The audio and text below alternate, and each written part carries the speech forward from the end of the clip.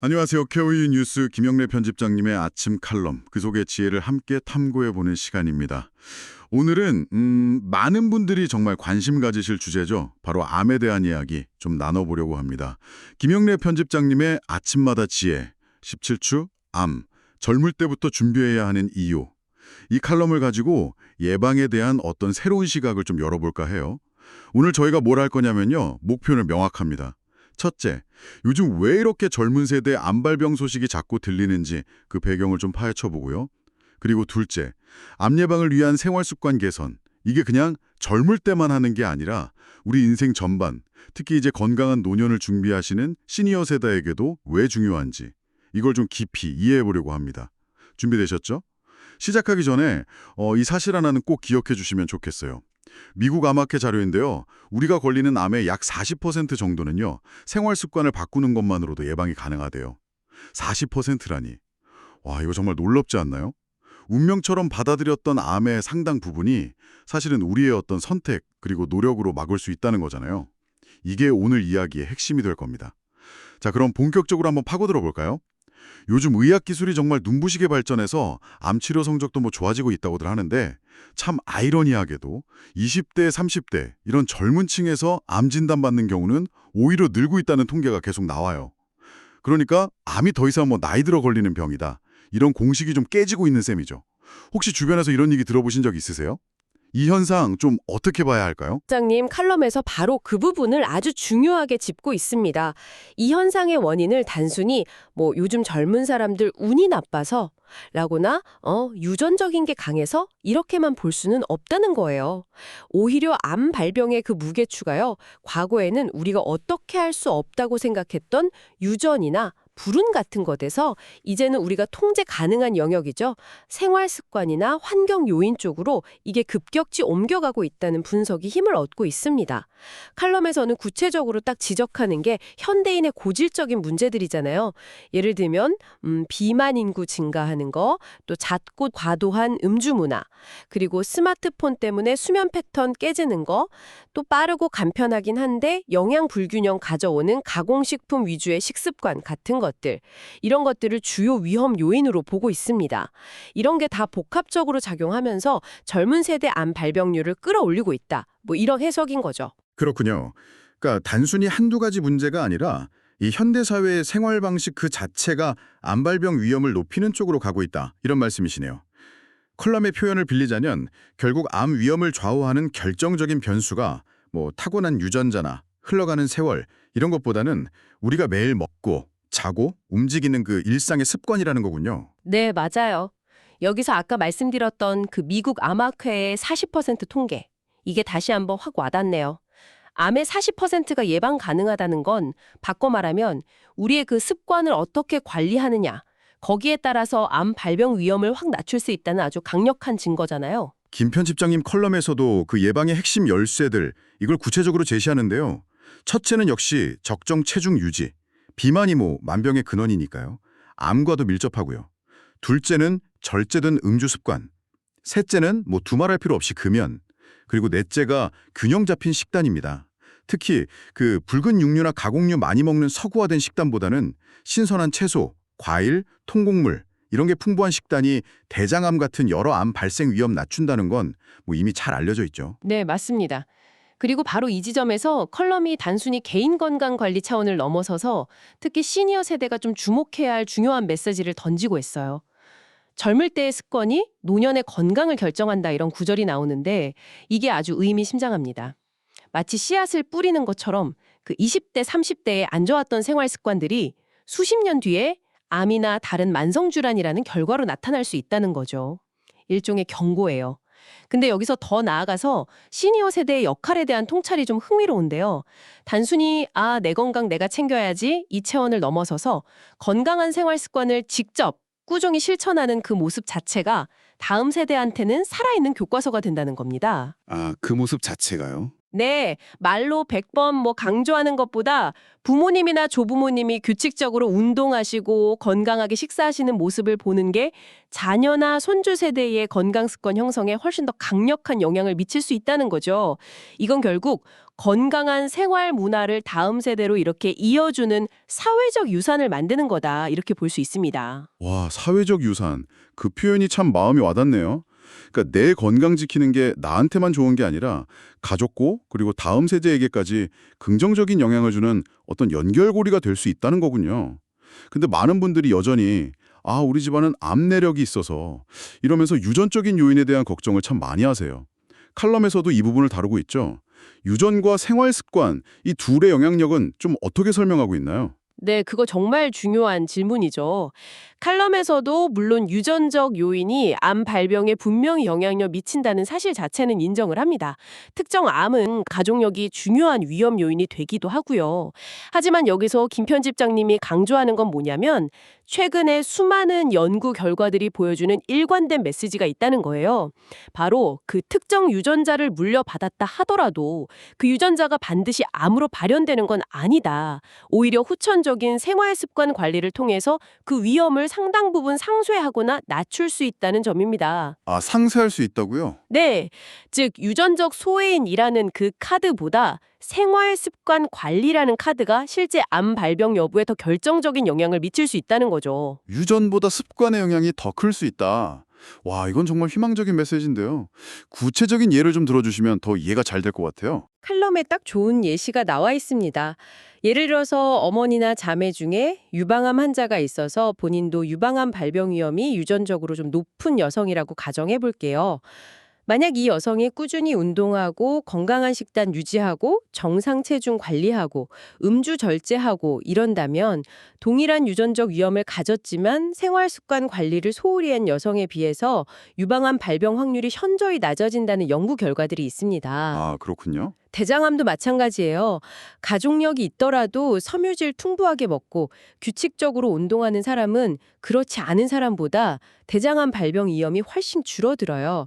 이건 결국 우리가 통제할 수 없는 가족력 때문에 좌절하기보다는 우리가 통제할 수 있는 자기관리력, 여기에 집중하는 게 암 예방에 더 현명한 전략이다라는 걸 시사하는 거죠. 듣고 보니 나는 유전적으로 좀 약하니까 어쩔 수 없어. 이런 생각 자체가 오히려 위험할 수 있겠네요. 오히려 그렇기 때문에 더 철저하게 자기 관리를 해야 한다. 이렇게 생각을 바꿔야겠어요. 칼럼에서 또 하나 인상 깊었던 부분은 그 암을 대하는 우리의 태도에 대한 지적이었어요. 특히 젊은 사람들은 에이, 나는 젊으니까 괜찮아. 이렇게 방심하거나 반대로 좀 나이 드신 분들은 몸에 이상 신호가 와도 이건 그냥 나이 탓이겠거니 하고 넘겨짚는 경향이 있다는 거죠. 네, 바로 그 지점입니다. 김 편집장님은 우리가 무심코 지나치기 쉬운데 하지만 이게 암의 초기 신호일 수 있는 그런 증상들을 구체적으로 언급하면서 경각심을 좀 일깨워줘요. 예를 들면 특별한 이유 없이 극심한 피로감이 몇 주 이상 계속된다거나 다이어트 안 하는데 체중이 눈에 띄게 준다거나 또 배변 습관의 갑작스러운 변화, 설사나 변비가 반복되거나 혈변 같은 거요. 그런 변화가 생긴다거나 몸의 특정 부위에 전에 없던 통증이 계속되는 경우 같은 것들이죠. 네네. 이런 증상이 나타났을 때, 젊으니까 금방 낫겠지, 혹은 나이가 들어서 기력이 좀 떨어진 거겠지, 이렇게 스스로 판단하고 방치하는 게 얼마나 위험한지를 강조하는 겁니다. 어쩌면 우리 몸이 보내는 되게 중요한 경고 신호를 놓치는 걸 수도 있으니까요. 혹시 청취자 여러분 중에서도 이런 경험 있지 않으신가요? 에이, 별거 아니겠지 하고 넘겼던 사소한 증상이 나중에 문제가 됐던 경험 같은 거요. 정말 생각해보면 좀 섬뜩한 이야기네요. 결국 조기 발견이 생명을 구한다. 이 말이 그냥 표어가 아니라 우리 모두가 정말 가슴에 새겨야 할 생활 원칙이 되어야 한다는 거군요. 특히 위암이나 대장암처럼 초기에는 증상이 거의 없어서 발견이 어려운 암들 같은 경우는 정기적인 검진, 예를 들어 내시경 검사 이런 것의 중요성은 아무리 강조해도 지나치지 않겠죠.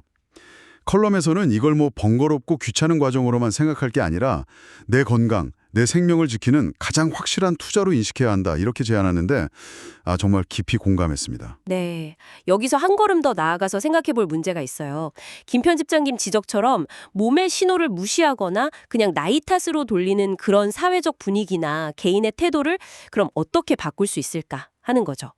단순히 정기검진 받으세요 이렇게 권고하는 걸 넘어서서 모든 세대가 자기 몸 상태 변화에 좀 더 민감하게 귀 기울이고 이상 신호가 감지되면 적극적으로 전문가 도움을 구하는 그런 문화를 만드는 게 중요해 보입니다.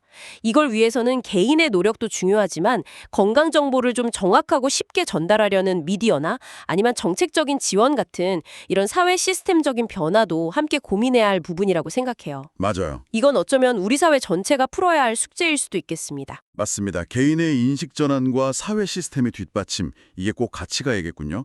자, 그럼 이제 칼럼의 핵심 결론으로 한번 가볼까요? 결국 김용래 편집장님이 강조하는 바는 건강, 특히 암 예방이라는 것은 무슨 운이나 요행에 기대는 게 아니라 매일매일 우리가 내리는 그 선택들이 차곡차곡 쌓여서 만들어지는 결과물이라는 겁니다. 그렇다면 이 모든 것이 우리에게 요구하는 구체적인 행동은 뭘까요? 칼럼에서 제시된 실천 가능한 제안들을 다시 한번 떠올려보죠. 거창한 계획이 아니에요. 하루 30분 좀 숨가쁘게 걷기, 점심 메뉴로 가공식품 대신 신선한 채소 들어간 비빔밥 선택하기, 야식에 유혹 뿌리치고 적정 체중 유지하기, 잠들기 전에 스마트폰 대신 책 읽으면서 충분히 자기. 정말 어떻게 보면 사소해 보이지만 바로 이런 작은 습관 하나하나가 모여서 암 발병 위험을 아까 말씀드린 40%나 낮출 수 있는 그런 강력한 힘이 된다는 거죠. 네, 그리고 여기 아까 말씀드렸던 사화적 유산이라는 관점을 좀 더 깊게 생각해 볼 필요가 있어요. 앞서 잠깐 언급했지만 칼럼 마지막 부분에서 이 점을 특히 강조하는데요.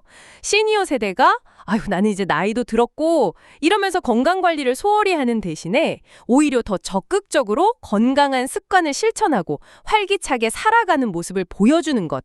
그 자체가 자녀와 손주 세대에게 줄 수 있는 가장 값진 선물이고 유산이라는 겁니다. 아, 그 자체가요?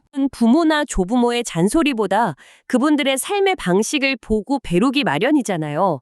그러니까 나 하나쯤이야 이런 생각으로 건강을 방치하는 태도랑 나부터 건강하게 살아서 좋은 본보기가 되자 하는 능동적인 자세는 개인의 건강을 넘어서 세대 전체의 건강 문화에 정말 큰 차이를 만들어냅니다. 후자의 자세, 즉 나부터 실천하자는 자세가 우리 사회에 좀 더 널리 퍼질 때 비로소 암 걱정 좀 덜고 더 건강하게 살아가는 사회로 나아가는 진정한 출발점이 될 수 있을 겁니다. 오늘 김용래 편집장님의 칼럼을 통해서 암 예방에 대해 정말 다각도로 또 깊이 있는 이야기를 나눈 것 같습니다. 핵심 내용을 다시 한번 좀 정리해보자면 첫째, 현대사회의 생활습관 변화가 젊은 층의 암 발병 증가와 아주 밀접한 관련이 있다는 점.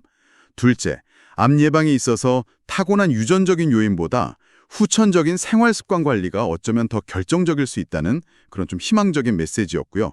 셋째, 몸이 보내는 작은 신호라도 나이 탓, 젊은 탓으로 그냥 무시하지 말고 조기 검진을 생명을 지키는 투자로 여겨야 한다는 것.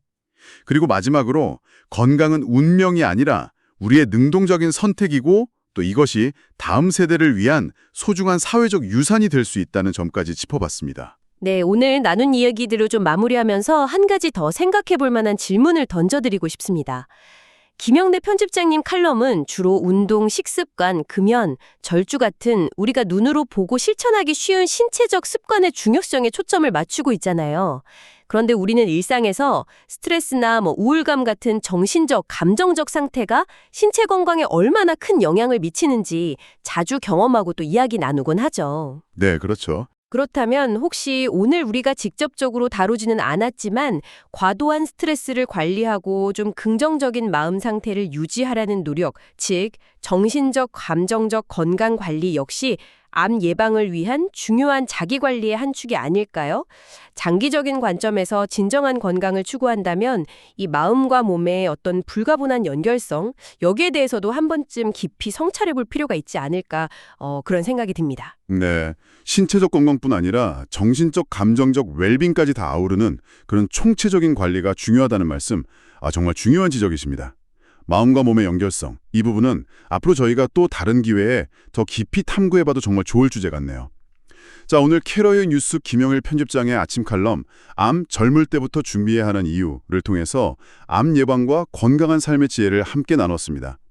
이 시간이 청취자 여러분의 건강한 내일을 위한 어떤 작은 씨앗이 되었기를 바랍니다. 함께 해주셔서 정말 감사합니다. 다음 시간에도 유익한 통찰과 함께 돌아오겠습니다.